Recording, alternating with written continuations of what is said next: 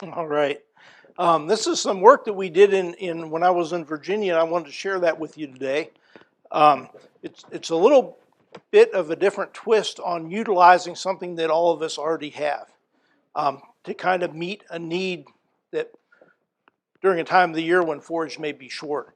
Before I do that, I just wanted to tell you that tomorrow we're going to have a pasture walk with Jim Garish. It's going to be at Dogwood Farms. We'll hear from Debbie Dahlworth in just a few minutes after my presentation, and she can tell you a little bit more about the pasture walk, but it's going to be at her farm. It's going to be in Ballard County, and registration's at 1, and the pasture walk starts at 2 and goes till 6.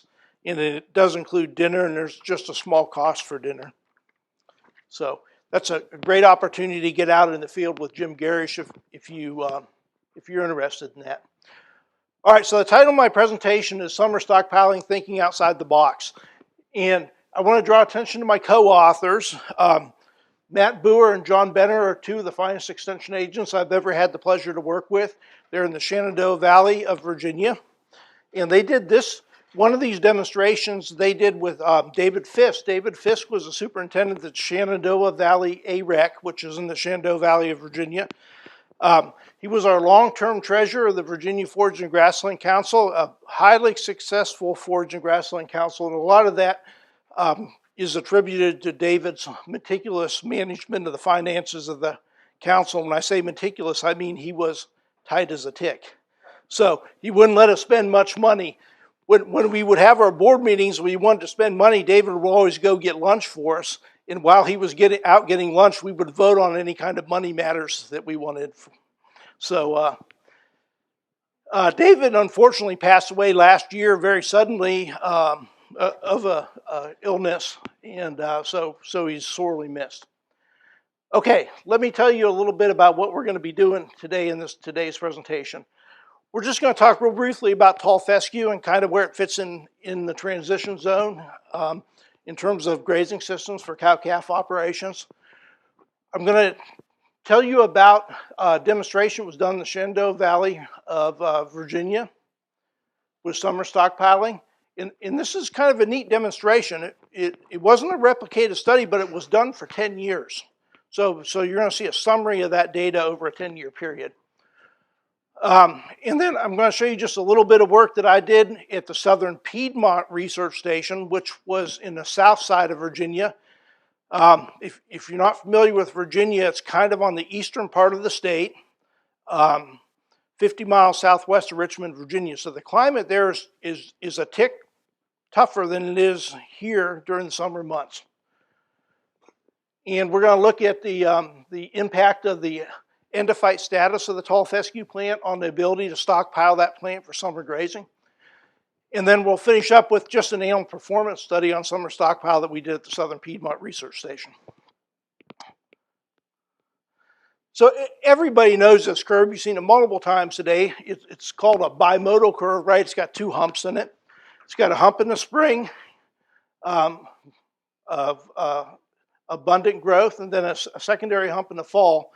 And this is for our cool season grasses like tall fescue and orchard grass and so forth. Normally when we talk about stockpiling, we take that second hump, that smaller hump, and we defer grazing on those pastures and we save that. And that lets us graze as we get into December and January and sometimes even to February, depending on how much stockpile we accumulated and how many acres we stockpile per cow-calf unit and so forth. So that's the traditional stockpiling that we commonly talk about, and there's been lots of research on that, lots of work done in Missouri, Virginia, Kentucky, and in other transition zone states. So kind of what I was interested in is this first hump that we have in the tall fescue production. This is kind of a problem, right? Especially if we're in a cow-calf system with a set stocking rate, because all of a sudden we've got more forage in the spring than we know what to do with, right? So our traditional method of managing this is to tell people, well, go out and cut that, mow it for hay, and bale it up. And then we'll take that hay and we'll haul it back to the animals when we need that forage again. And that's that's a potential way to manage it. One of the problems with that, especially for smaller cow-calf operations, is that if you've got 30 or 40 cows, it's very hard to justify owning a full complement of hay equipment, as you saw this morning. So my thought was a little bit different when we talked about this. What if we could move that hump into the summer months and utilize that excess forage in the spring for summer grazing? And that's kind of what we're going to talk about today with the summer stockpiling. So it's not doing anything new, it's just kind of tweaking that system to move that forage around within that system. So I want to get right into it and tell you about this demonstration that David Fisk, John Benner, and Matt Boer did at the Shenandoah Valley AREC. It's Virginia Tech's summer stockpile system, deferred spring growth for summer grazing. Kind of a neat system when you look at the whole system and you see how many days they were able to extend the grazing season without reducing their stocking rate. Just a little bit about the Shenandoah Valley AREC, also called the McCormick Farm. This particular farm was where the original reaper was invented by Silas McCormick. This farm has 500 acres of tall fescue-based pasture, 230 brood cows, managed for both research and production, and that gives them a stocking rate of around 2.2 cows per acre. So one of the challenges they faced is similar to most cow-calf producers in the transition zone: overabundance of pasture growth in the spring, and that overabundance was traditionally hayed and then fed back out to those animals. And before they started this project, they were feeding 150 days a year on this particular farm. Hay feeding 150 days. Pretty well in line with what most people in the transition do that have transition zone do that have cows and calves. Jim showed data for all the way from Minnesota to Mississippi, average of 130 days of hay feeding. So in the second problem they had, it was often difficult to stockpile forage in the fall. If you think about conditions, you're coming out of summer, right? So it's hot, it's been hot. Cool season grass growth is very low because it's temperature limited during the summer months. And it's a little bit dry in many years when we need to start stockpiling. So we need all of our pasture in many cases to maintain those animals in some type of a rotation on the farm, even if we have implemented rotational stocking. So in many years, that's a very difficult period to get animals off of some pastures to allow pasture growth to accumulate for winter grazing. So that was one of the other challenges that they had. So this is kind of what their system looked like. What they did is they stockpiled spring and summer growth for grazing in late summer and early fall. And the idea behind this was that it gave them a place to go with those animals in late summer and early fall, while the other pastures on the farm were accumulating growth for winter grazing. So essentially what they did, they took that overabundance of forage in the spring and moved it and saved it so that they could stockpile other pastures in the fall. Over the past 10 years, the Shenandoah Valley AREC has averaged 275 grazing days, and that was compared to 210 grazing days prior to utilizing this system. So they increased essentially grazing days by about 65 days using this summer stockpiling system. They estimate that the cost savings in terms of feeding was $1.37 a day per cow. If you do the math on 100 cows, that'd be $137 a day. Not as complex math. This is agronomist math, not economist math. So not as complex as Greg's math this morning. And if we multiply that by our 65 extended grazing season, that's about $9,000 on 100 cows. The point is this cost savings can be significant in terms of, especially in a tight year, that can be the difference between making a profit and losing money. So let me show you how this system worked. So for this demonstration, Matt and David and John had 100 acres of pasture at the Shenandoah Valley ABRAC. The first thing they did was they took 25 acres of that 100 acres, and that was their summer stockpile, so they never grazed it in the spring. They just let growth accumulate in that pasture. And these again were tall fescue-based pastures. Now, they moved this stockpiling area around, so not the same 25 acres were not stockpiled every year. It was moved around so that the impact would be on different areas of the farm. So from mid-July to mid-August, they took in 25 acres. Well, let me go back here. So the additional 75 acres were rotationally stocked during this period. And then starting in mid-July, they took an additional 25 acres out and allowed that to rest.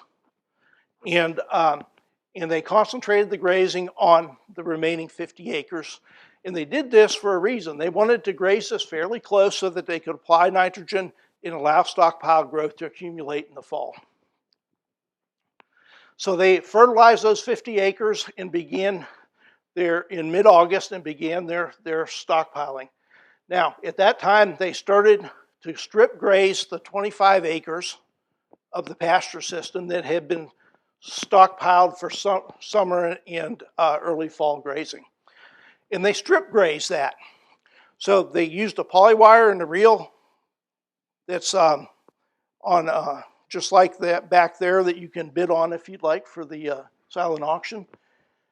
And they strip grazed it to maximize utilization on that pasture. And they moved those animals across there. They moved the fence twice a week. So about every 3.5 days they moved that fence. And that improved utilization and increased the grazing days. And Jim will talk about that this afternoon in his final presentation. But we can increase grazing days 40% by strip grazing. It took them to move a fence between 15 and 30 minutes, they estimated, depending on the year. Okay, so this 25 acres during this whole time has been rested. Rested when we were grazing this closely to stockpile. Rested while we're grazing this 25 acres of summer stockpile. So this is kind of what the summer stockpile looks like. Not real attractive, right? A lot of reproductive structures there, seed heads, and so forth. But really, when you dug down into that sward, there was a lot more green material in there than you would first envision. And we'll show you some data on the forage quality in a few minutes.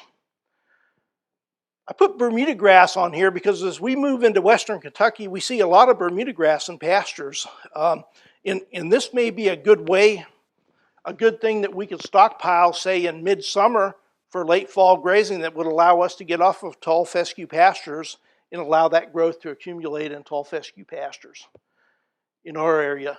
This is Cody. He's moving the fence, and again, it took him about 15 to 30 minutes to move that fence twice a week. So not a huge labor investment. And by doing that, he greatly extended the number of days he could graze that pasture. He doesn't even seem to be unhappy about it. So in this picture, we see 3 areas. We've got here at the bottom of the photograph, area that have been grazed in this summer stockpile. They're currently grazing this strip here. You see the poly fence going across here. And then on the back is an area that has not been grazed yet. So once they grazed through the summer stockpile, they were able to go back onto this 25 acres that had been previously rested in the summer months. So they accumulated some growth there. Not as much as the summer stockpile, but some growth. And they were able to move back onto that, and then they strip grazed that. And then that took them into sometime into November or December, and that's when they would start to utilize their fall stockpile for winter grazing. And then they would graze as long as they could using strip grazing on that fall stockpile. And that's just a photograph of the cows on the fall stockpile in January. This is one of the questions is always what's the quality of this summer stockpile grass, and this is some quality data from this demonstration. And it was estimated two ways. It was estimated with a clip sample, so we actually came in and clipped the quadrat and then measured the forage quality. And they actually collected forage through an esophageal fistula on a steer. So this steer, the poor thing's got a hole in the side of its neck, right? And they stick a bag on it, and when it swallows, instead of going into the rumen, the bolus goes into the plastic bag. And they collect that forage, and that gives a little better estimate of what the animal's actually ingesting, because animals are selective grazers, and Jim will talk more about that this afternoon. So normally, the diet will be a little bit higher in forage quality than we can estimate by clipping a sample. And that's kind of what this data shows. We have a crude protein concentration from the clip sample of 11.3%. So that's pretty good for summer stockpile grass. Higher than most of the hay that we'll be feeding in Kentucky. And a little bit higher for the fistulated sample, which we would expect. TDN was not different, but again, it was in 60%. So the requirement for a lactating brood cow would be about 10 to 12% crude protein and about 60% TDN. So this would meet the needs of a lactating brood cow. We also measured ergot alkaloids, and what they found were these levels here. And these levels were approaching the level that you would need to be concerned about, but weren't quite there yet in terms of alkaloid levels in there. So one of the challenges with summer stockpiling is what have we always told you about tall fescue in the summer months? We need to be off of it because of tall fescue toxicosis, reduced animal performance and so forth in the summer months. And so that's one of the challenges with stockpiling tall fescue for the summer months. Now, one of the things that has happened is the development of novel endophyte tall fescue varieties, and I want to show you a little bit of data on those. Those may really change how we think about tall fescue during the summer months and this whole idea of summer stockpiling, because all of a sudden we've got something that's pretty hardy, but doesn't have the toxins associated with poor animal performance. Just wanted to point out here that cattle average 60.5 days of extended grazing per year in the last 2 years of the study. And this is a table that summarizes everything, and I'm not going to go through this, but the point is that on average over a 10-year period, we extended grazing about 2 months using this system. So the take home is that this system may be a simple way to extend grazing in tall fescue-based systems. Significant cost savings with minimal input of labor, so 15 to 30 minutes twice a week. Forage quality is adequate for cow-calf operations. And the thing we always ask about is the negative impact of the endophyte. In the endophyte, in the production of toxins in tall fescue, we like to think of it as something that's static, but it's not static. It changes all the time, and we don't understand all the factors that impact it, but when that tall fescue plant's really growing well, especially in the fall, ergot alkaloid levels can be fairly high in tall fescue in some cases. So we do need to be concerned about the endophyte and toxin levels in tall fescue with summer stockpiling. And that kind of brings us to this study. This was a small plot study conducted at the Southern Piedmont Research Station, and what it evaluated was the impact of endophyte status on summer stockpile yield. And what I mean by endophyte status is whether it was a toxic endophyte, whether it was a novel endophyte, or whether it was endophyte free. So we had one variety of tall fescue, Jessup tall fescue. And we had it infected with 3 different endophyte statuses. We had no endophyte, we had a novel endophyte, so that's one that gives the plant hardiness and resistance to stresses, but doesn't produce the toxins associated with poor animal performance. And then we had the toxic endophyte, and that's the one that we would traditionally find in most tall fescue pastures that are unimproved in Kentucky. And we seeded all 3 of these in 2007. We allowed them to become established in 2008. And then starting in 2009, we came in at the boot stage in April and we harvested that forage off. And then we fertilized those plots with 60 pounds of nitrogen to stimulate growth after that first cutting. So the key here was getting in there as soon as it was at the boot stage and getting it cut in off the plot so that we could fertilize it and get regrowth before it got hot. And then we started to graze those plots on July 1st. So we allowed growth to accumulate from late April to July 1st, and then we started to harvest these plots. And we harvest these plots, a set of these plots, from July 1st to September 1st every 14 days. And I'm going to show you the yield data from this study. So this probably doesn't mean a lot to most of you, but we didn't have a significant harvest date by endophyte status interaction.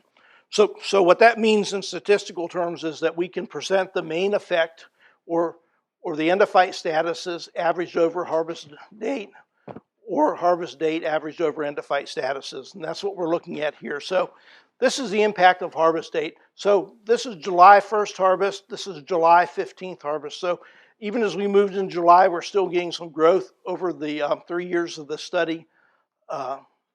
And as we got into mid-July and things really started to heat up in the southern Piedmont region of Virginia, we started to get a decrease. And that kind of makes sense, right?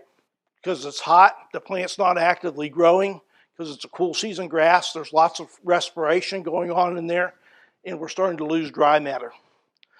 So as we got into late fall, or late summer, early fall again, we started to see a little uptick in growth.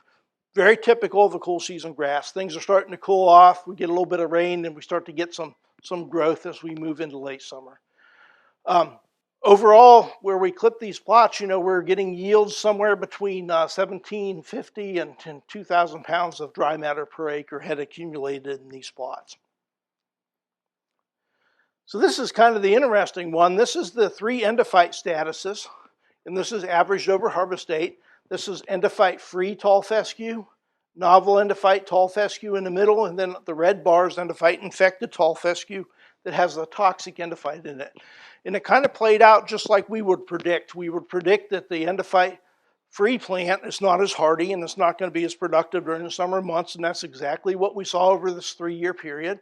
It was significantly lower in yield than the endophyte-infected tall fescue.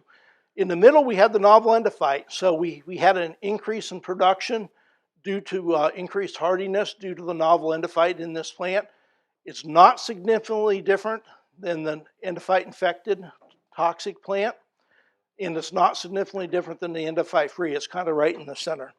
What this tells us is that this novel endophyte tall fescue may be a good choice to stockpile during the summer months. So no toxins and pretty good yield, not significantly different than the endophyte-infected tall fescue stands. All right. I'd like to show you one more study, and this is just stockpiling novel endophyte tall fescue for summer grazing. And we actually, in this study, stockpiled grass and then grazed it with stalker calves. And I'll tell you a little bit about how we set that experiment up. Again, it was conducted in the southern Piedmont region of Virginia, 50 miles southwest of Richmond, Virginia.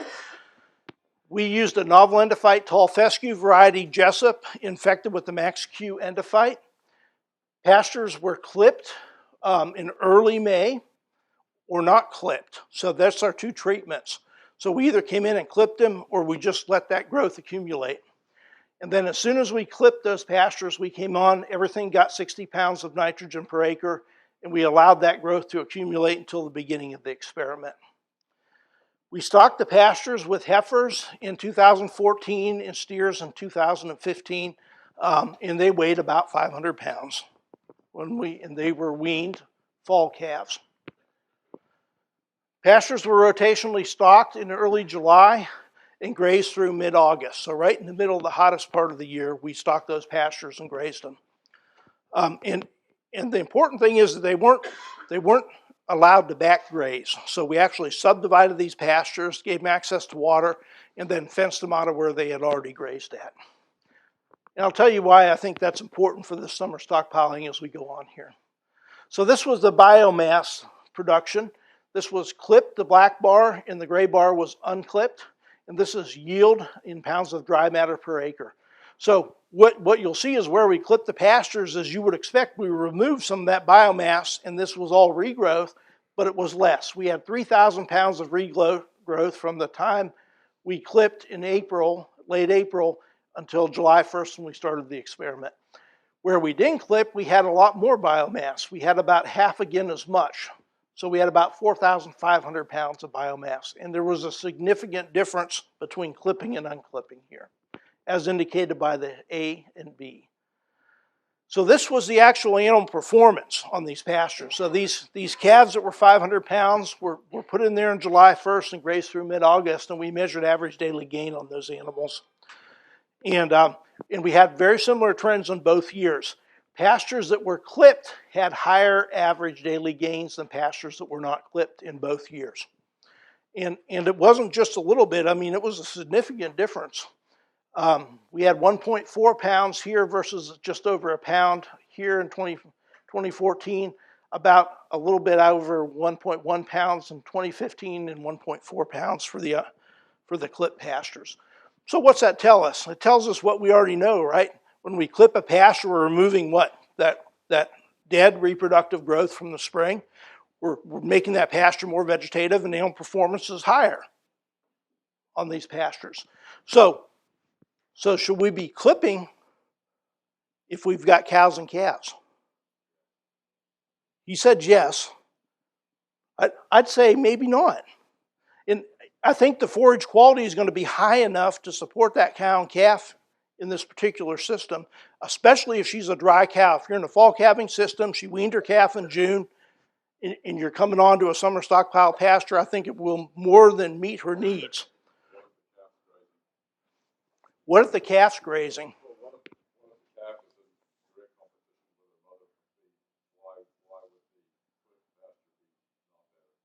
Well, it would be better, but what are you sacrificing when you clip?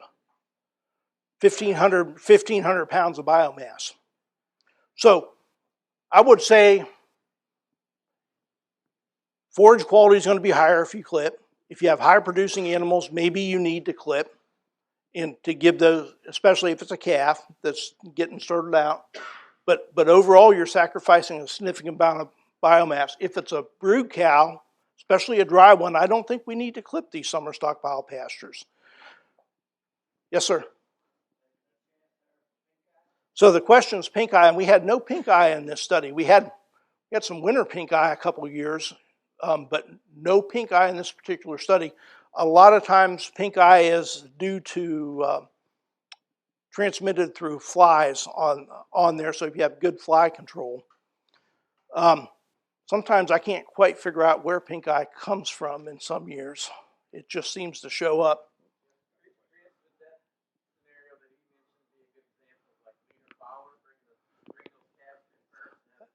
That's a great comment. So Jeff said like a leader follower or a creep grazing situation where you could bring higher producing animals in first, let them glean out the greenest part of the sward, and then bring the old cows in second and let them clean up what's left. That's probably a good scenario. But how much does it cost to clip? I always estimate, well, I got to ask Greg, but I say $15 to $20 an acre to clip a pasture. What do you say, Greg?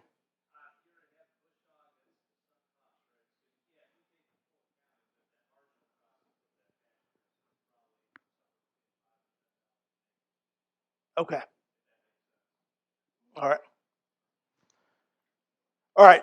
Let me sum it up, and then we'll take a question. I'm about out of time, I think. Here, Jimmy's getting ready to yank me off the stage here. Pastures not clipped contain more dry matter. Calves gained more on clipped pastures, but I think the quality of the unclipped pastures would probably support a brood cow fairly easily, especially if she was dry. Important to have adequate residual, and I'm going to show you something from this summer, but I don't think when we graze the summer stockpile that we can graze it right into the ground like we would winter stockpile. I think we need to leave some residual in that pasture, and I'm thinking like we want to utilize about 60% of what's there and leave 40%. That protects the soil, protects the crown of the plant, keeps that stand healthy, and this is kind of an interesting study that I had an undergraduate do this summer. So I can't go into all the details, but this is the crown temperature of the plant, and we measured it by putting a sensor right at the soil level and logged data every 15 minutes throughout the summer this summer. And then we had a couple different treatments. One treatment, we clipped at 1 inch every week. In a second treatment, we clipped at 4.5 inches every week. And the third treatment was 4.5 inches once a month. And we measured the impact on soil temperature and crown temperature of that plant this summer. And what we found was when we looked at some of these hotter days, so this red one was where it was clipped to 1 inch height in that pasture weekly. And these green and I guess it would be green and blue are right here almost together.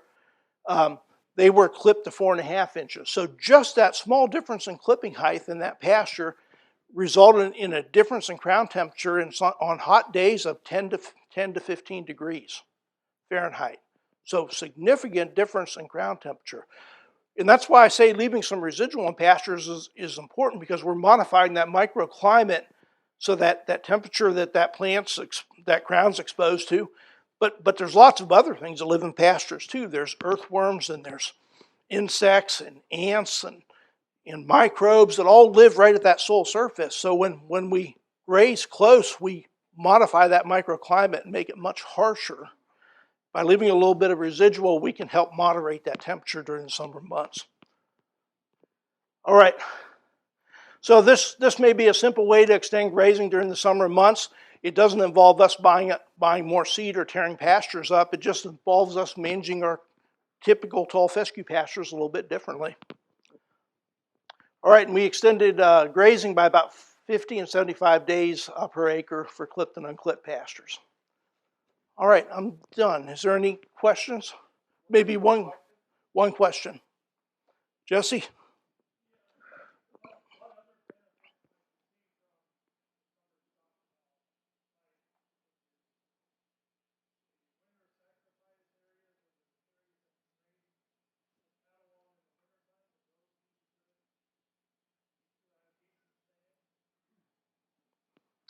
So what was the question again? Oh, I hadn't thought about that. Yeah, I'm sure you would have some seed drop from those novel endophyte plants that may germinate and come up and fill gaps in. Yeah.